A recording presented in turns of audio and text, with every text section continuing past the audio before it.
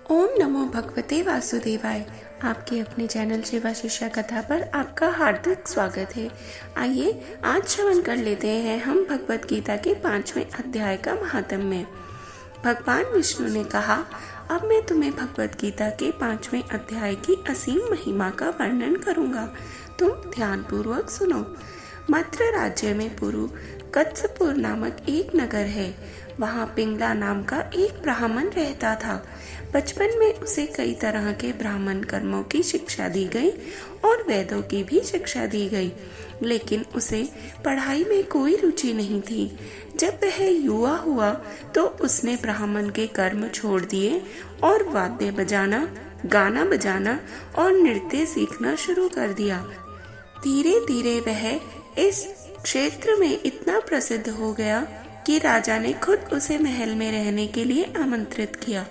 वहां रहते हुए वह धीरे धीरे पापी जीवन में और अधिक पतित हो गया। वह दूसरे पुरुषों की पत्नियों के साथ भोग विलास करने लगा और सभी तरह के पाप कर्मों में और नशे में लिप्त हो गया। राजा के साथ घनिष्ठता बढ़ने के साथ ही उसे अपने पद का भी अत्यधिक घमंड हो गया। उसने राजा के सामने अकेलों में दूसरों की आलोचना करने में विशेष आनंद आता था। पिंगला की एक पत्नी थी जिसका नाम अरुणा था, जो निम्न वर्गीय परिवार में पैदा हुई थी। वह बहुत कामुक थी और कई अन्य पुरुषों के साथ संबंध बनाती थी। जब उसके पति को उसकी हरकतों के बारे में पता चला तो उसने उसे मार डालने का फैसला किया। देर रात उसने उसका सिर काट दिया और उसके शरीर को बगीचे में दफना दिया। उसकी मृत्यु के बाद पिंगला नरक के सबसे गहरे क्षेत्रों में गिर गया और वहां लंबे समय तक दुख झेलने के बाद उसने एक गिद्ध के रूप में जन्म लिया। कई पुरुषों के साथ खुलकर आनंद लेने के बाद अरुणा को यौन रोग हो गया और उसका युवा शरीर बहुत जल्द ही कुरूप और बदसूरत हो गया। जब वह मर गई तो वह नरक में चली गई और लंबे समय तक दुख झेलने के बाद उसने एक मादा तोते का शरीर प्राप्त किया। एक दिन वह तोता भोजन की तलाश में इधर उधर भटक रहा था।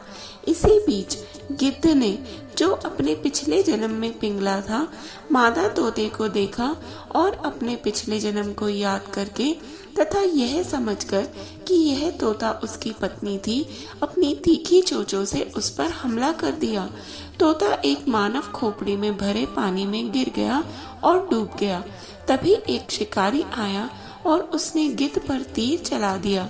गिद्ध गिर गया और उसका सिर उस खोपड़ी के पानी में जा गिरा और वह डूब गया।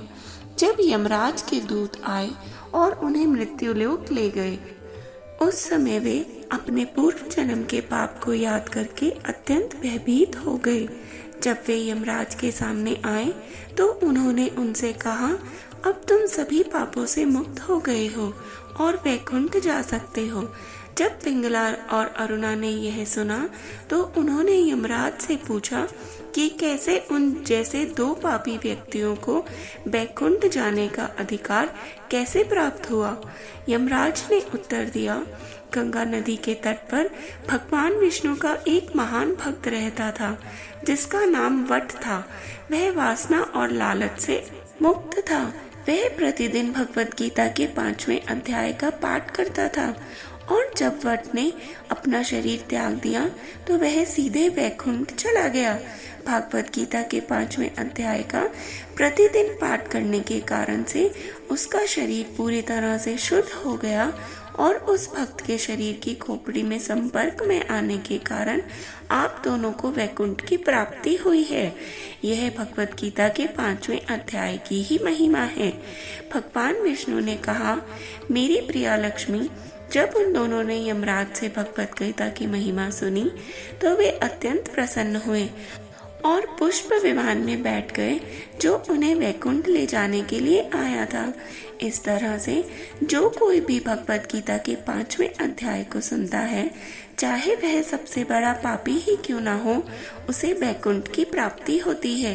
तो आइए सुन लेते हैं गीता के 5वें अध्याय को भी। भगवत गीता 5वां अध्याय श्लोक 1।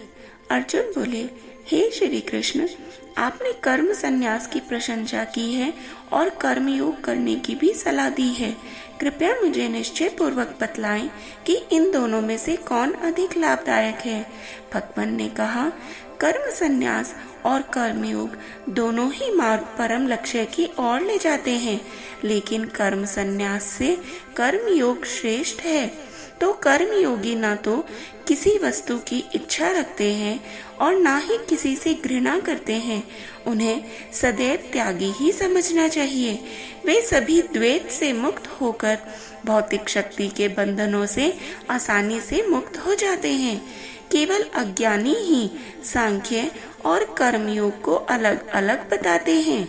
जो लोग वास्तव में विद्वान हैं, वे कहते हैं कि इनमें से किसी भी एक मार्ग पर खुद को लागू करके हम दोनों के परिणाम प्राप्त कर सकते हैं। जो परम पद कर्म संन्यास से प्राप्त होता है, वही भक्ति पूर्वक कार्य करने से भी प्राप्त होता है। अतः जो लोग कर्म संन्यास और कर्मयोग को एक ही समझते हैं, वे वास्तव में वस्तुओं को उनके वास्तविक रूप में देखते हैं। हे महाबाहो अर्जुन, भक्ति पूर्वक कर्म किए बिना पूर्ण त्याग प्राप्त करना कठिन है, परंतु जो कर्म योग में निपुण है, वह शीघ्र ही पर ब्रह्म को प्राप्त कर लेता है। जो कर्मयोगी शुद्ध बुद्धि वाले हैं तथा जो मन और इंद्रियों को वश में रखते हैं, वे सभी जीवों में सभी आत्माओं की आत्मा को देखते हैं। वे सभी प्रकार के कर्म करते हुए भी कभी उलझते नहीं हैं। कर्म योग में दृढ़ रहने वाले लोग हमेशा यह सोचते रहते हैं कि मैं करता नहीं हूँ, यहाँ तक कि वे देखते, सुनते, स्पर्श करते, सूंघते, चलते, सोते, सांस लेते, बोलते, मल त्याग करते, पकड़ते, आंखें खोलते या बंद करते समय भी ऐसा ही सोचते रहते हैं। वे दिव्य ज्ञान के प्रकाश से देखते हैं कि केवल भौतिक इंद्रियां ही अपने विषयों के बीच विचरण कर रही हैं। जो लोग समस्त आसक्ति को त्याग करके अपने कर्मों को भगवान को समर्पित कर देते हैं, वे पाप से उसी प्रकार अछूते रहते हैं जैसे कमल का पत्ता जल से अछूता रहता है। योगी जन आसक्ति का त्याग करके केवल आत्मशुद्धि के उद्देश्य से ही अपने शरीर, इंद्रिय, मन और बुद्धि से कर्म करते हैं। कर्मयोगी समस्त कर्मों के फल भगवान को अर्पण करके शाश्वत शांति को प्राप्त करते हैं, जबकि जो लोग कामनाओं से प्रेरित होकर स्वार्थपूर्ण उद्देश्य से कर्म करते हैं, वे कर्मों के फल में आसक्त होने के कारण से फंस जाते हैं। जो देहधारी प्राणी आत्म संयमी और विरक्त है, वे 9 द्वारों वाले नगर में सुख पूर्वक निवास करते हैं और इस विचार से मुक्त रहते हैं कि वे किसी भी चीज के कर्ता या कारण हैं। ना तो कर्तापन का भाव और ना ही कर्मों की प्रकृति भगवान से आती है, ना ही वे कर्मों के फलों का निर्माण करते हैं। यह सब भौतिक प्रकृति के गुणों द्वारा किया जाता है। सर्वव्यापी ईश्वर किसी के भी पुण्य पाप में भाग नहीं लेते हैं। जीवात्माएं मोहग्रस्त हैं क्योंकि उनका आंतरिक ज्ञान अज्ञान से ढका हुआ है, परंतु जिन लोगों का ज्ञान दिव्य ज्ञान द्वारा नष्ट हो जाता है, उन लोगों के लिए परम सत्ता प्रकट हो जाती है। जिस प्रकार सूर्य उदय होने पर सब कुछ प्रकाशित कर देता है। जिनकी बुद्धि भगवान में स्थिर है, जो भगवान में पूर्णतया लीन है तथा भगवान पर ही उनका परम लक्ष्य मानकर दृढ़ विश्वास रखते हैं, ऐसे लोग शीघ्र ही उस स्थिति को प्राप्त कर लेते हैं जहाँ से वापस लौटना संभव नहीं होता, क्योंकि ज्ञान के प्रकाश से उनके पाप नष्ट हो जाते हैं। सच्चे विद्वान लोग दिव्य ज्ञान की आंखों से ब्राह्मण, गायें, हाथी, कुत्ते और कुत्ते को खाने वाले को सभी को समान दृष्टि से देखते हैं। जिसके मन समदृष्टि में स्थित हैं, वे इसी जीवन में जन्म मरण के चक्र से विजय प्राप्त कर लेते हैं। उनमें ईश्वर के दोष रहित गुण विद्यमान होते हैं और वे परम सत्य में स्थित होते हैं।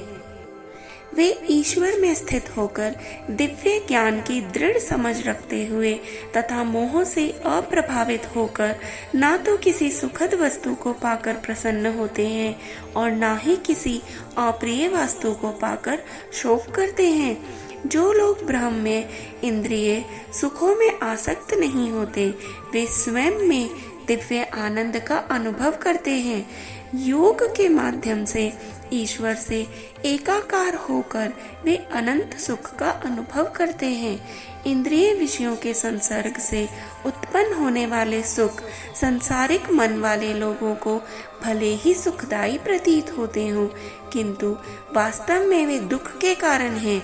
हे कुंती पुत्र, ऐसे सुखों का आदि और अंत होता है, अतः बुद्धिमान लोग उनमें आनंद नहीं लेते। वे लोग योगी हैं जो शरीर त्यागने से पहले इच्छा और क्रोध की शक्तियों को नियंत्रित करने में सक्षम हैं। केवल वे ही सुखी हैं। जो लोग अपने भीतर में प्रसन्न हैं, अपने भीतर ईश्वर के आनंद का आनंद ले रहे हैं तथा आंतरिक प्रकाश से प्रकाशित हैं, ऐसे योगी भगवान के साथ एक हो जाते हैं और इस भौतिक संसार से मुक्त हो जाते हैं। वे पवित्र पुरुष